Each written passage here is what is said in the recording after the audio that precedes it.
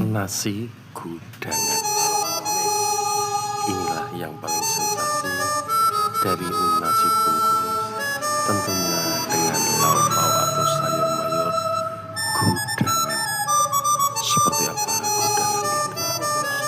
Adalah sayur mayur yang sudah direbus dalam posisi menu tersendiri, kemudian ditaburi dengan sambal pedas kelapa muda, kemudian dicampur menjadi satu. Inilah sensasinya yang namanya gudangan.